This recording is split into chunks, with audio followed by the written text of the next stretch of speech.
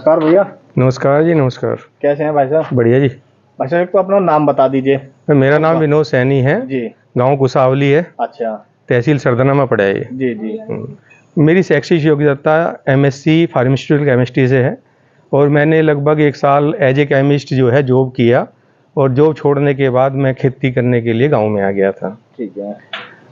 अच्छा, आज आप ये बताइए कि जैसे किसान के बच्चे मान लो बेरोजगार भी हैं और किसी के पास छोटी जोत है, तो वो छोटा सा बिजनेस अगर अपने खेत में ही करना चाहे तो किस प्रकार कर सकता है? जैसे कि आज हम आपके पास देख रहे हैं गोबर की खाद है, ये केंचुए की खाद भी कहा जाता है। इससे किस प्रकार किसान कमा सकता है और अच्छा उत्पादन भी ले सकता है? देखिए, करने वाले के लिए जो है काम की कोई कमी नहीं है। हम लोग जब यहाँ आए थे तो हमारे पास खेती से अलावा कोई दूसरा काम नहीं था, लेकिन खेती से जुड़े और भी ऐसे व्यवसाय हैं जिनको हम व्यापार के रूप में कर सकते हैं। जैसे आज की तारीख में हमारी जो मिट्टी है उसकी संरचना बहुत खराब हो रही है। गवर्नमेंट भी जो है जैविक खेती के नाम, प्राकृतिक खेती के नाम से जो है काफ़ी प्रचार प्रसार कर रही है। उसका कारण ये है कि हमारी जो मृदा का स्वास्थ्य है वो बहुत खराब हो रहा है और उसको सुधारने का प्रयास भारत सरकार दिन प्रतिदिन युद्ध स्तर पर कर रही है। अब वो कैसे सुधरे, स्वास्थ्य मिट्टी का कैसे सुधरे, उसको सुधारने के लिए ऑर्गेनिक मैटर की बहुत ज़्यादा ज़रूरत है। छोटी जोत होने के कारण पशुओं की संख्या दिन पे दिन कम होती जा रही है। अब एक पशु से कैसे हम अधिक मात्रा में ऑर्गेनिक पदार्थ या ऑर्गेनिक मैटर ले सकते हैं, उनमें से एक विधि है वर्मी कंपोस्ट की विधि।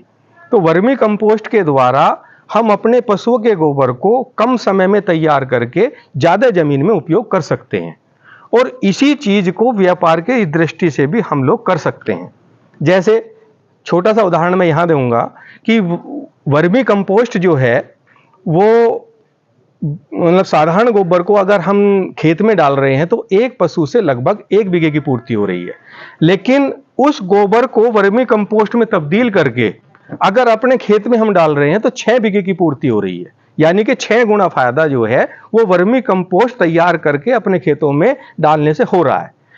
अगर कोई युवा बेरोजगार है और वर्मी कंपोस्ट का काम करना चाह रहा है तो आज के समय में एक ये अच्छा व्यवसाय सिद्ध हो सकता है, क्योंकि आज हर किसान जो है वो अपने खेत में पूछता है कि क्या डालना है जिससे कि मेरी पैदावार अच्छी हो।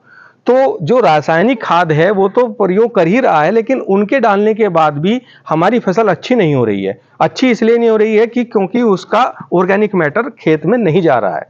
तो उस ऑर्गेनिक मैटर को देने के लिए वर्मी कंपोस्ट जो है एक अच्छा साधन है जिससे कि हम ऑर्गेनिक मैटर अपने खेत उसके खेत में जा सकते हैं। अब जैसे आप देख रहे हैं ये करीब 2000 वर्ग फुट का एरिया है ये वाला। हाँ जी। अच्छा, इसको ये 2000 वर्ग फुट है जी। तो इसमें एक बार थोड़ा सा कि मतलब खर्च कितना आ जाएगा जो कोई शुरू करना चाहता है, और सबसे पहले किस प्रकार वो शुरू करे ताकि एक अच्छा मुनाफा और अपनी अच्छी खेती भी वो ले सके? क्या करना पड़ेगा शुरू? देखिए, वर्मी कंपोस्ट स्टार्टिंग करने के लिए अगर आप कॉमर्शियल पर्पज से कर रहे हैं तो आपके पास शेड होने जरूरी है। बहुत से लोग कर रहे हैं, खुले में कर रहे हैं, लेकिन मेरा ये मानना है कि अगर आप व्यवसाय के रूप से कर रहे हैं तो शेड चाहे कच्चा हो चाहे पक्का हो, लेकिन शेड अवश्य होना चाहिए। शेड थोड़ा सा एक बार बताइए। जैसे आप ऊपर देख रहे हैं ये, तो ये पक्का शेड हो गया। अगर इसकी जगह आप छप्पर लगा देंगे, हमारे पास में पूंजी नहीं है, तो अगर आप छप्पर लगा देंगे तो वो भी चलेगा और वो भी 3-4 साल तक कहीं नहीं जाता। जो आप देख रहे हैं ये पहले यहाँ पे छप्पर ही था। अच्छा। इसमें फिर आग लग गई थी, उसके बाद में ये पक्का शेड हम लोगों ने बना लिया था। तो अगर 2000 वर्ग मीटर के एरिया में हम लोग कॉस्ट की बात करते हैं कच्चे शेड की, तो लगभग 1.5 लाख रुपए का खर्चा आएगा। और इसकी तैयारी कैसे करें? सबसे पहले मतलब किस प्रकार का गोबर लेना होगा, फिर कितने स्टेप में जाके बनता है, एक बार थोड़ा सा वो दिखा दें। देखिए, अगर जो आप गोबर देख रहे हैं ना जो रखा हुआ है, देखिए सबसे पहले मैंने बताया कि शेड होना चाहिए। शेड होने के बाद में जो आकृति बेड की आप देख रहे हैं उस टाइप की आकृति हम लोग बना लेते हैं, जिसकी चौड़ाई जो है वो 3 फुट होनी चाहिए और लंबाई आवश्यकता अनुसार कितनी भी कर सकते हैं। उसके बाद आती है कि नीचे जो है वो पक्का होना चाहिए या फिर प्लास्टिक भी हम यूज कर सकते हैं। जैसे ये केंचुआ है, बेड है, तो होता क्या है कि जब केंचुआ ऊपर से खाता हुआ नीचे को जाता है तो एक स्थिति ऐसी आती है कि नीचे जो है गोबर नहीं रहता, तो गोबर मतलब मिट्टी में केंचुआ ना घुसे, उसके लिए पॉलीथीन या हम लोग पक्का कर सकते हैं। ठीक है। अब हमारा शेड भी तैयार हो गया, बेड भी तैयार हो गया। अब बात आई रॉ मटेरियल की। तो रॉ मटेरियल जो है वो हमारा सबसे प्रिय भोजन केंचुए का गोबर है। 80% गोबर प्लस 20% उसमें कूड़ा करकट जिसमें गलनापन शुरू हो जाए वो उसमें मिक्स कर लेते हैं।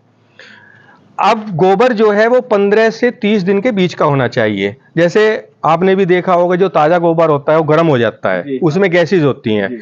तो उसको अगर ताजे गोबर को बेड में डाल देंगे हम, तो केंचुए के मरने के चांस ज्यादा हो जाते हैं। अच्छा। तो उस बचाव से के लिए गोबर की जो गैसेज हैं उनको निकाल लेते हैं 1-2 बार कटिंग करके, और ठंडा हो जाता है। जब गोबर तैयार हो जाए तो फिर वो बेड के ऊपर डाल लेते हैं। एक टाइम अगर आप काम शुरू कर रहे हैं तो हमें एक बार केंचुआ खरीदना पड़ता है। सबसे बड़ी इस काम की जो खूबी है वो यही है, जो हमारी लेबर है वो केवल एक बार ही खरीदनी पड़ती है। केंचुए की कॉस्ट क्या होती है, कितने एरिया में वो काम करती है, मतलब कितने गोबर के लिए सबसे छोटी पूंजी में कितना इस्तेमाल कर सकता है केंचुआ जो खरीदे? जब भी कोई बंदा नया काम शुरू करता है तो मैं उसे राय ये दूंगा कि वो बहुत थोड़े से शुरू करे, 2 बेड से शुरू करे, क्योंकि बेड बढ़ने में समय नहीं लगेगा। जैसे अभी आपने बात करी कि भाई एक केंचुआ जो है बेड में कितना डलना चाहिए, तो मेरा जवाब ये होगा कि इसकी चौड़ाई 3 फुट है, लंबाई सपोज करो इसकी 20 फुट है, तो ये 60 वर्ग फुट हो गया। 60 वर्ग फुट में आपका जो है 20 किलो केंचुआ डलना चाहिए। 3 वर्ग फुट में 1 किलो केंचुआ डलना चाहिए, जिससे कि वो साइकिल जो है आपकी लगभग 2 महीने में पूरी हो जाए। अब क्या होगा कि जो केंचुआ है वो हम बेड के ऊपर छोड़ देते हैं। जैसे ये ताजा बेड है, अच्छा, इसके ऊपर हमने केंचुआ छोड़ दिया, ये आप देख रहे हैं,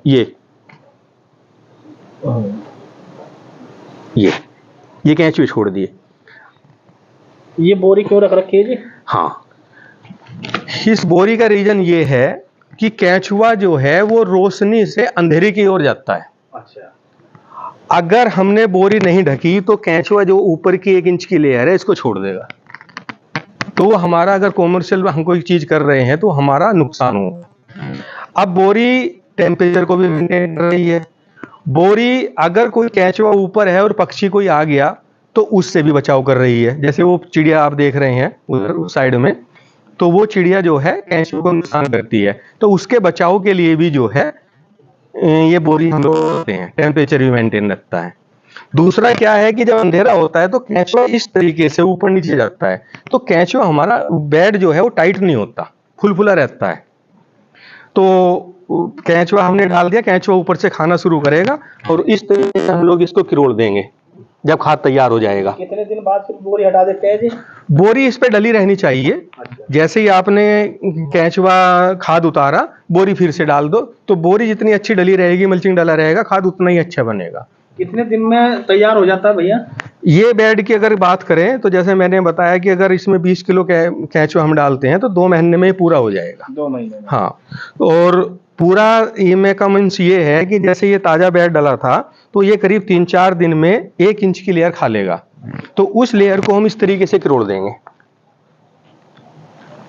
थोड़ी देर में केंचुआ बेड के अंदर घुस जाएगा और ऊपर का जो खाद हमने किरोड़ा है उसको इकट्ठा करके उधर हम स्टोरेज करते रहते हैं उधर? हाँ, ये जो आप देख रहे हैं वहीं चलते हैं फाइनल में, वो ऐसा होता है? हाँ, फाइनल में ऐसा होता है। तो जो हमने खाद बेड के ऊपर किरोड़ा उसे इकट्ठा करके यहाँ डाल देते हैं। जब हमें अपने खेत में डालना होता है तो यहीं से ट्रॉली में भरा, ये ट्रॉली खड़ी है, ट्रॉली में भरा और खेत में डाल दिया। और अगर बाय चांस कोई लेता है, हमने अभी 3-4 साल हो गए हैं अपने फार्म पे यूज कर रहे हैं, सारा बेचते नहीं है, तो उसके बाद हमें फिल्टर करना पड़ता है, वो चलनी है उधर झरना। ठीक है। हाँ, तो उसमें छान के और इसको हम देते हैं। तो जो इसकी रिकमेंडेड डोज है वो 25 से 30 कुंटल प्रति एकड़ है। प्रति एकड़। और कितने रुपए किलो जाता है ये 7 रुपए किलो जा रहा है। 700 रुपए कुंटल।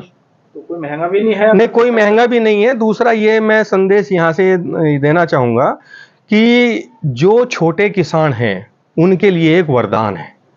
छोटे किसान का मतलब ये हुआ कि हमारे यहाँ 2 एकड़ या 3 एकड़, हद से 4 एकड़ का किसान है, तो 4 एकड़ वाला अगर 2 पशु रख रहा है तो उन 2 पशुओं से ही अपने भरपूर ऑर्गेनिक मैटर की पूर्ति कर सकता है। रही बात इनकम की, अगर खर्चा कम करके हमारी पैदावार बढ़ रही है तो ऑटोमेटिक ही इनकम हो रही है। तो हमें ये नहीं देखना कि अगर वर्मी कंपोस्ट हमने तैयार कर लिया तो बिकेगा कहाँ। बिकने का संसाधन ऑटोमेटिक ही दादा लाई हमारे पास में है। अपने खेत की पैदावार बढ़ानी है, अपने मिट्टी को सुरक्षित करना है, उपजाऊ बनानी है, और उस पैदावार बढ़ने से, खर्चा कम होने से आमदनी ऑटोमेटिक ही बढ़ रही है।